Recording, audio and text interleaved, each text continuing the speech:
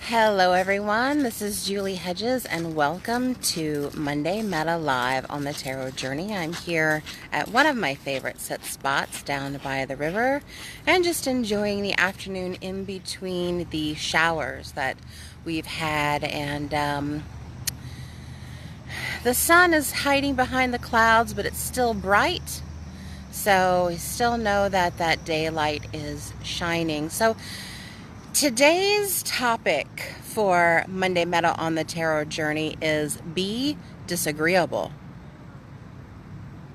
Now, I know that might sound odd, right? We want to kind of go with the flow. We want to be in sync with others. We want to join in the party and be one of the gang, right? But the topic of this discussion that I want to introduce very lovingly and gently and with a lot of thought is be disagreeable. And I'm going to tell you what I mean by that. So, I think all of us who have been on the earth plane for any amount of time know that when it's time to grow, things can get uncomfortable. I know for myself that when it's time to leave a job, let's say, things start becoming more uncomfortable and it's getting harder, and the assignments aren't kind of speaking to my heart anymore, and maybe there's some incongruencies with coworkers or the boss, or things are in flux and just kind of squeeze, and I'm going to be very honest and transparent here that there have been times in my life when it got more uncomfortable, and Spirit was telling me, okay, go. And I was like, not gonna do it. Oh, nice hair flying back there. Not gonna do it. And so what ended up happening is that job ended for me, and for a period of time I didn't have anywhere to land. So it's a lesson in when to kind of give in to that squeeze that I'm feeling. And so part of it is this be disagreeable. But it doesn't mean how do I want to say? Being disagreeable doesn't mean that we have to be contrary or mean or malevolent to ourselves or any other being. It just means that we don't have to take someone else's word for it. Okay? Even our own. So let me give you an example of what I mean by be disagreeable. The seed as it's planted in the ground, and in the winter time, let's say that seed, there's a lot going on down there. It's kind of hot and it's getting bothered down there where the world is white and cold and dormant. Up here under the ground, there's a lot going on, and so that seed is baking and roiling, and it's getting a little itchy and a little uncomfortable in there. And at some point that seed has to burst open. That seed has to breach its own walls in order for the roots to start. And then when the roots start, that's still not over. It's still got a ways to go. Then the roots start, they go down and take hold, and then the little shoot kind of up and has to burst through the surface. So if that plant decided to kind of snake its way up, and it had the top of the soil that was still maybe a little crunchy from the frost of winter and the early spring, you know how it gets when it's not so warm yet, and said, it's a little tough, it's a little tough. There's a barrier there. I'm just gonna stay here and and kind of wait it out. Well, that plant is not likely to thrive or survive if it doesn't just go ahead and burst through that barrier. Similarly, you have a caterpillar with all its hundreds of legs and big fat plump body, and it's wound itself up in this little cocoon and then at some point, I know for monarch butterflies it only takes about 10 days, but so the body starts breaking down and it's mushy and it's kind of hot and stuffy in there, and maybe it even is smelly, I don't know, because you imagine something breaking down all hot in a bag somewhere, just whoo, hot trash.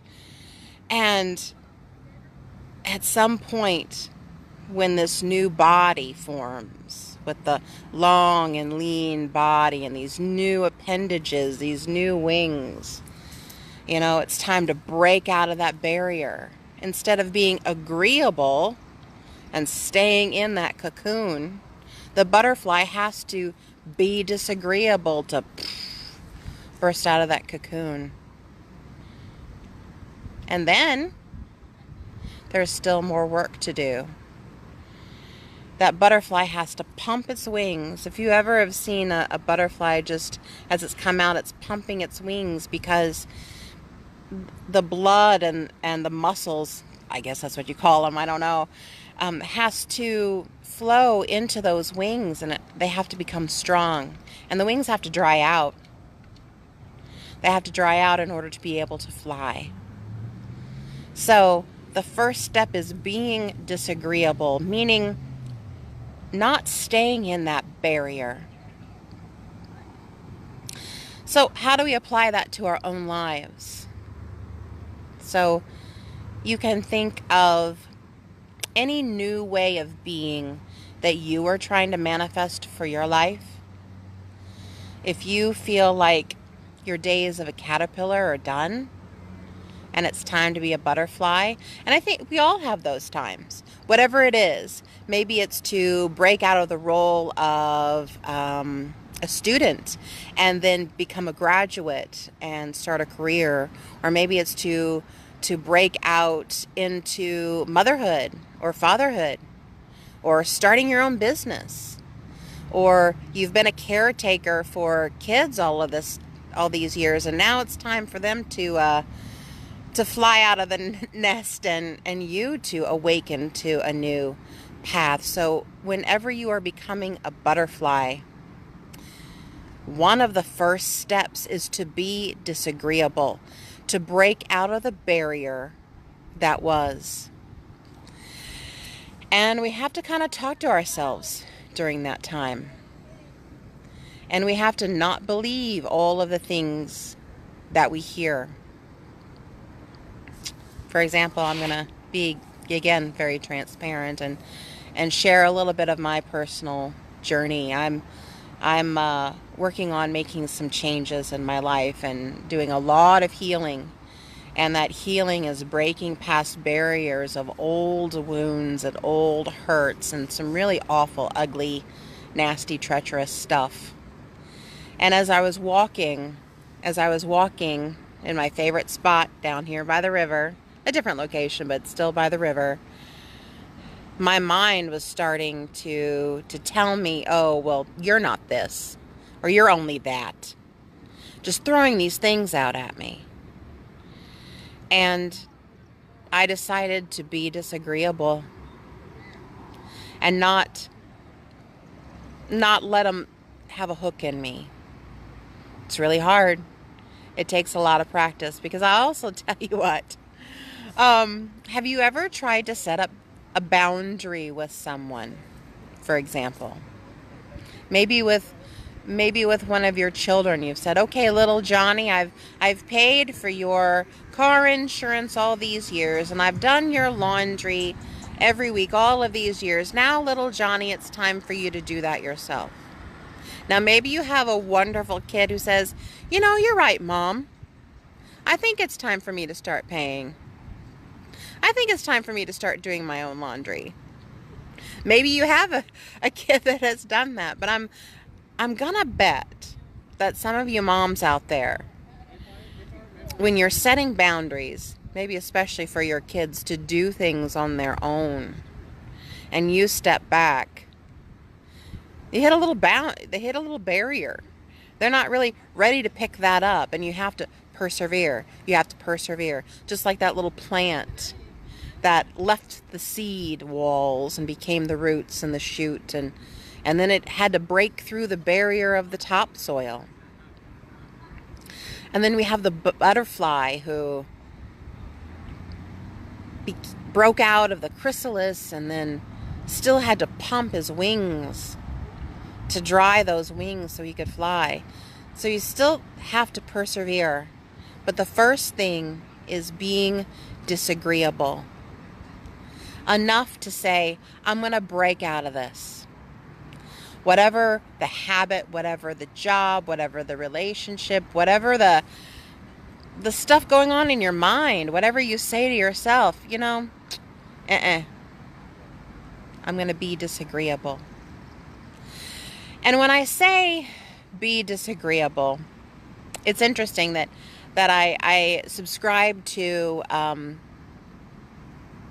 daily information from earthsky.org. It's one of my favorite astronomy sites. It's an amateur astronomy site, and I know if you've taken a look at the Tarot Journey page here right before I went live, I posted a picture of the lunar eclipse. That was on earthsky.org, and I have the link there so you can look at some others that are just absolutely gorgeous as well. But one of the things I was reading is that Mars, our planet Mars, which is all about breaking through barriers. Mars is the initiator, that pioneer and commander says, boom, I'm going to go where no man has gone before. Part of that is being disagreeable. To go where you've never been before means you don't necessarily agree with what is. And so that planet of pioneering and breaking through is the closest to Earth that it's ever been in about 60,000 years. Well, let me take that back. Nearly as close as it was in 2003. I think 2003 is when it was the closest in 60,000 years. And so it's almost as close to Earth. So it's going to look bright and red and even bigger than Jupiter in the sky. And so that planet of pioneering, that planet of breaking through, if you're going to be able to see it tonight, I would urge you to look and see it. It's going to be kind of close to the moon.